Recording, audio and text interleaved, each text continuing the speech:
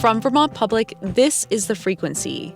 I'm Elodie Reed, filling in for Mitch Wertlieb. It's Monday, March 3rd, and here are today's headlines. A top administration official told lawmakers Friday they could avoid Governor Phil Scott's likely veto on a must-pass spending package.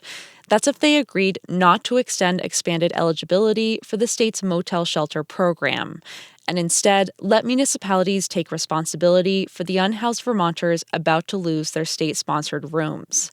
That new responsibility would come with about $2 million in grant assistance. But Samantha Sheehan, a lobbyist for the Vermont League of Cities and Towns, told lawmakers that the delivery of human services is the state's job, not municipalities. Some time ago, the legislature and state government as a whole made that decision to remove those resources and authorities from local government and to take over the administration of human services. And that is how it is now. We are not open to reconsidering that on the fly today. Democratic legislative leaders made clear Friday they don't agree with Scott's idea. The two sides will have to hash out a deal when they return from town meeting break. State regulators have released a preliminary report saying it's unlikely Vermont met its first deadline to cut greenhouse gas emissions earlier this year. This is the first big deadline for Vermont, which it was committed by law to make. The state report says Vermont's emissions from home heat and transportation remained relatively flat from 2023 to 2024, but heating fuel sales declined by almost 30% from 2019 to 2024.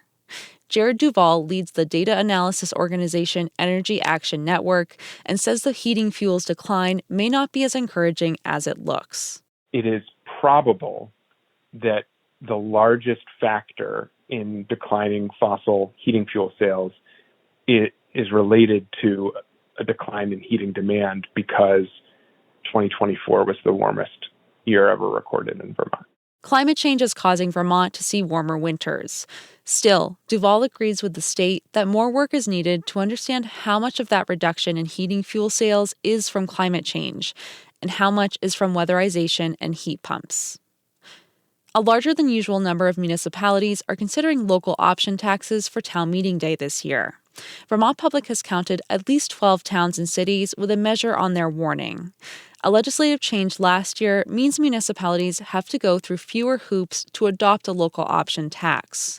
And in places like Hartford, they're being proposed as a way to alleviate property tax burden. Though Hartford Select Board Chair Michael Hoyt says there are some worries about adding a local sales tax.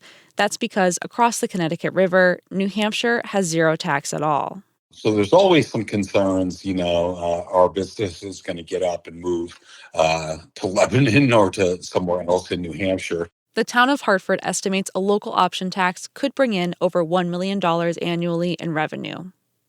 And the Town Hall Theater is set to expand its offerings in Middlebury's downtown.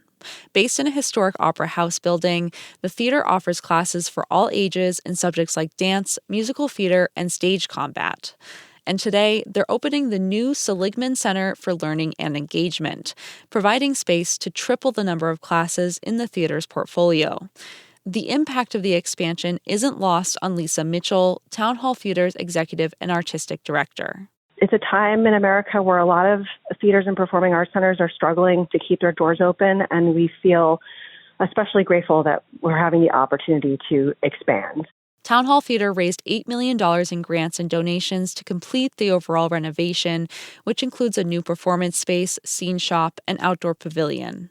And the stage is set for a grand opening in June. Coming up, the Trump administration has threatened to institute new tariffs on Canadian goods starting tomorrow. But Vermont businesses along the northern border are already feeling impacts. More on that after this. Vermont and Canada, especially Quebec, have long had strong ties. Canadians account for $150 million in visitor spending each year, according to the state. And in northern parts of Vermont, closer to the border, Canadian tourists often make up a significant percentage of local business. But that relationship has soured as President Trump continues to antagonize Canada. He's threatened to place tariffs on Canadian imports, which could go into effect this week. And he's repeatedly called for Canada to become the 51st state. And as Vermont Public's Brittany Patterson reports, the rhetoric is already causing some northern neighbors to cancel trips to the Green Mountain State. The calls came on the same day last month, 3 of them. The tone was all exactly the same. That's Doug Klarner. He and his wife own the Burke Bike Barn, which offers rustic accommodations right off of a 100-plus-mile network of mountain biking trails in the Northeast Kingdom. Since opening in 2012, Klarner estimates about 30% of their business has come from across the border, including the callers, who told Klarner they weren't coming this year. In fact, one of them wasn't even a cancellation. It was just a repeat customer who just wanted to tell me, even though they weren't booked, they've been coming for years. And he just wanted to let me know that given the political climate, he would not be returning, even though he loves Kingdom Trails and he loves the Bike Barn. Trump's rhetoric around Canada and the threat of tariffs have pushed some Canadians to fight back. They're using their pocketbooks and boycotting U.S. goods and travel, including in Vermont. For Klarner, that's meant losing $4,000 in business. Trump did his thing and they called and said, Doug, we can't do it. And that's fine. I don't blame them. Traditionally, Vermont and Canada have shared a close relationship, both culturally and economically. 40 to 50% of our business originates out of the Canadian market. Steve Wright is the president and general manager of Jay Peak Resort, which is located just 15 minutes from the North Troy border crossing. Before the political morass, he says Canadians were already having to make tough choices about visiting. Canada's currency is weak against the dollar, and reduced hours at some border crossings aren't helping either. But Wright says Jay Peak's connection to Canada runs deep. At one point, the ski resort was even owned by a Canadian company. You know, they're our neighbors, obviously, and they're our friends and they're co-workers in some cases. In early February, Wright posted a message on Facebook noting the abrupt change in the U.S.'s posture toward one of its strongest allies and acknowledging that it's putting some longtime visitors in a tough spot. We simply wanted to say, listen, we have empathy for the fact that it's a difficult decision that Canadians have to make as to whether or not to stay in country, as their prime minister suggested, or to come and visit what, feels an awful lot like home to them. Jay Peak won't know the final impact until later in the season, but based on the responses to the post and cancellations, some Canadians are staying away. It doesn't seem like a foreign country to us. It's just another country. It's just our neighbor. And it's a little bit alarming to see how quickly things can disintegrate, frankly. Jeff Lawson is with the Lake Champlain Chamber.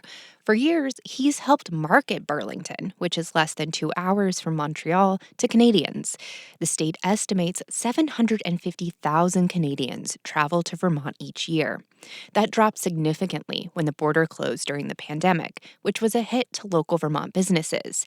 Now that things are more normal and the immediate post-pandemic travel bubble is softening, Lawson was once again hoping to appeal to Quebecers to spend time in Vermont. Now all this political climate in Washington is really sort of sinking us deeper into the hole when we were hoping to be making a comeback, this year and next. Most cancellations and outreach has been polite from Canadians, says Heather Pelham, the commissioner of the Vermont Department of Tourism and Marketing. Folks are upset and they're frustrated.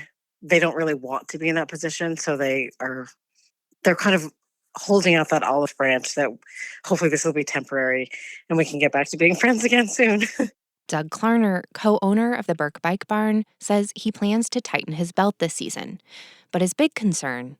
I'm just hoping that when the dust does settle, they still come back. That may get even more complicated if Trump's tariffs go into effect tomorrow. For Vermont Public, I'm Brittany Patterson.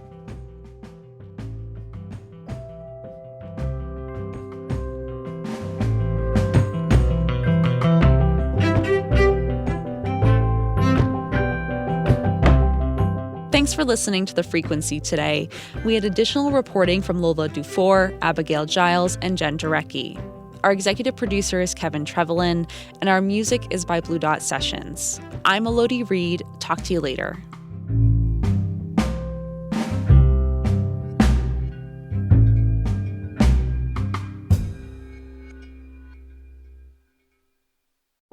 Each morning, It's a new opportunity, a chance to start fresh. Up First from NPR makes each morning an opportunity to learn and to understand.